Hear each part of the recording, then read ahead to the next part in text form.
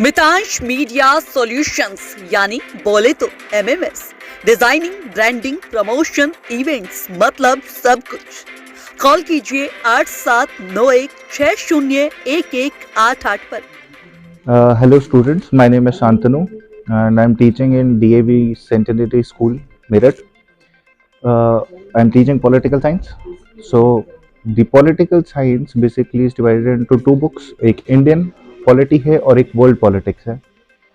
हम लोगों के लिए easy होता है Indian politics के साथ अपने आप को acclimatize करना, क्योंकि उसके बारे में हम ज़्यादा जानते हैं।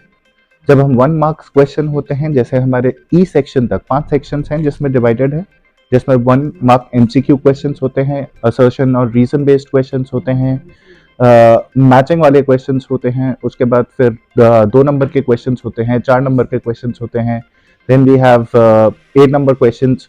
तो इस तरीके से जब डिवीजन होता है क्वेश्चंस का, तो हम लोगों को पता करना चाहिए कि वो कौन सा हमारा एरिया बेटर है जिसमें हम अच्छा स्कोर कर सकते हैं। तो सबसे पहले आप कोशिश करिएगा कि आप रिवाइज करें फर्स्ट बुक को, that is the Indian one, और उसके बाद फिर सेकंड बुक पे जाएं जो कि कंटेम्प्रेरी वर्ल्ड पॉलिटिक्स है। जब पहली वाली बुक आती है तो उसमें बहुत सारी चीजें ऐसी हैं जो हमारे 1947 से लेकर और उसके बाद आज तक हमारी डेवलपमेंट किस तरीके से हुई, उसमें बहुत सारे टॉपिक्स हैं जो रिसेंटली एडेड हैं, जैसे नीति आयोग का एक टॉपिक, वो किस तरीके से, और उसमें आप लोगों को ज्यादा इन डेप्थ नॉलेज होनी चाहिए, so that if in case इस तरीके का कोई क्वेश्चन आ जाता है तो आप उसको एक बेसिक नॉलेज से आंसर कर सकें।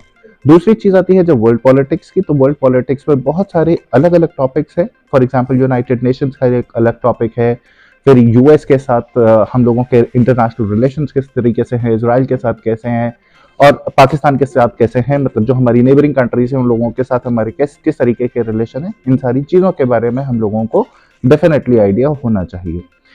इन डेप्थ नॉलेज के लिए अगर हम लोगों को एमसीक्यूज अटेम्प्ट करने होते हैं तो NCERT book, definitely NCERT book के अलावा आप लोगों को कुछ चीज अलग अलग जो सैम्पल क्वेश्चन पेपर्स हैं उन सैम्पल क्वेश्चन पेपर्स को आप लोगों को करना चाहिए इस समय पर, क्योंकि अब तक होपफुली सबका रिविजन हो जाता है। तो जब रिविजन हो जाता है उसके बाद आप हर रोज एक सैम्पल पेपर करने की कोशिश करिए, तो you will be able to do more than I guess 1000 questions. तो 1000 से ज्यादा जब क्वेश्चंस हो जाते हैं तो हम लोगों को पता चल जाता है कि किस तरीके से हम क्वेश्चन को आंसर करना चाहिए। अपार्ट फ्रॉम दैट आप अपने टीचर से गाइडेंस ले सकते हैं कि अगर आपको आंसर किस तरीके से लिखना चाहिए, क्योंकि सारी ही चीजें डिस्क्रिप्टिव होती हैं। जब डिस्क्रिप्टिव होती हैं तो वो उसमें कई बार मिस्टेक्स होने के चांसेस हो जाते हैं, बहुत स्मॉल मिस्टेक्स होती हैं बट उसकी वजह से नंबर कट जाते हैं। तो वो छोटे छोटे पॉइंट्स में उसको करने, आंसर को लिखने की कोशिश करिए, पैराग्राफ में लिखने की कोशिश ना करें, वो ज्यादा ठीक होगा according to me. Thank you and all the best for your exams.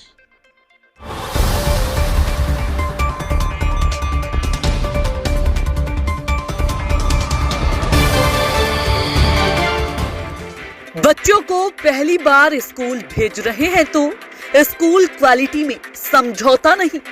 Shastri Nagar H block में है Shamrock primary little steps, PVS के सामने।